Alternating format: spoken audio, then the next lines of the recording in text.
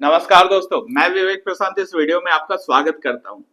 बहुत सारी अफवाहें उड़ रही है कि एक्सपायरी खत्म होने वाला है। वीकली एक्सपायरी खत्म होके सारे जो इंस्ट्रूमेंट है उसकी मंथली एक्सपायरी हो जाएगी। लेकिन ये एक्सपायरी होती क्या है और ये कब कब होती है, कौन से इंस्ट्रूमेंट का कब एक्सपायरी है, कैसे उसमें ट्रेड लें, कैसे उससे बचें, एक्सपायरी के पहले हम अपना ट्रेड एग्जिट कर लें। तो ये सारी जानकारी मैं इस वीडियो में आपको डिटेल में देने वाला हूं। लेकिन वीडियो में आगे बढ़ने से पहले बता दूं कि मैं विवेक प्रशांत एक सेबी रजिस्टर्ड रिसर्च एनालिस्ट हूं और मैं ऐसे ही इंफॉर्मेटिव वीडियो डेली अपने यूट्यूब चैनल पे डालता हूं। अगर आप एक अच्छे इन्वेस्टर और ट्रेडर बनना चाहते हो तो मुझे सब्सक्राइब कर लो और बेल आइकन भी दबा दो, जिससे मेरी सारी वीडियो की नोटिफिकेशन आपको जल्दी से जल्दी मिल सके और मेरी कोई भी वीडियो आपकी मिस ना हो। तो चलिए समझते हैं कि एक्सपायरी होती क्या है और ये खत्म होने वाली है या नहीं खत्म होने वाली है। ठीक है, तो आप अपने स्क्रीन पे देख सकते हो कि एक्सपायरी क्या होती है। तो देखो, कोई भी डेरिवेटिव प्रोडक्ट होता है, ठीक है, वो आइदर ऑप्शंस होगा, आइदर फ्यूचर्स होगा। ठीक है, तो उसका एक कैरेक्टरिस्टिक्स होता है कि वो एक्सपायर करेगा। किसी का मंथली एक्सपायरी होता है, किसी का वीकली एक्सपायरी होता है। तो अभी के समय में अभी के समय में निफ्टी 50 और सेंसेक्स, ये दो इंडेक्स हैं जिनका वीकली एक्सपायरी होता है। ठीक है, निफ्टी 50 का एक्सपायरी होता है थर्सडे को और सेंसेक्स का एक्सपायरी होता है ट्यूसडे को। ठीक है, और इसके अलावा जितने भी इंडेक्स और हैं, जैसे कि bank Nifty, fin Nifty, mid cap Nifty,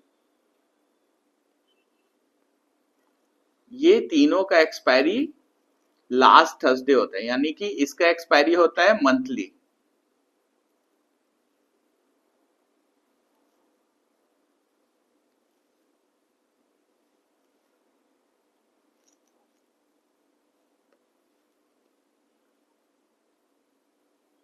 ठीक है, और इसके बाद जितने भी future stock options and stock futures, ये दोनों का एक्सपायरी मंथली होता है, यानी कि लास्ट थर्सडे।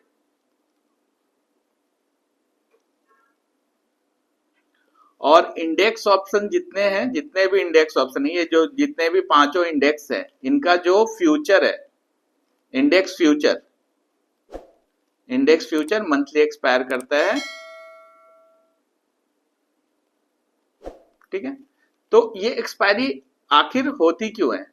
ये होती है क्योंकि डेरिवेटिव जो भी कॉन्ट्रैक्ट होते हैं ऑप्शन और फ्यूचर का, वो मंथली ही होते हैं, उसके बाद वो ट्रेड नहीं हो सकते।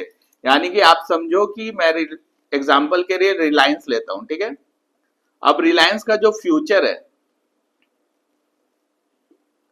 वो मंथली के हिसाब से आता है। आप देखोगे अपने डीमैट में टाइप करके, तो रिलायंस अभी कौन सा महीना चल रहा है, नवंबर फ्यूचर, तो ऐसे लिख के आएगा रिलायंस एनओवी एफयूटी।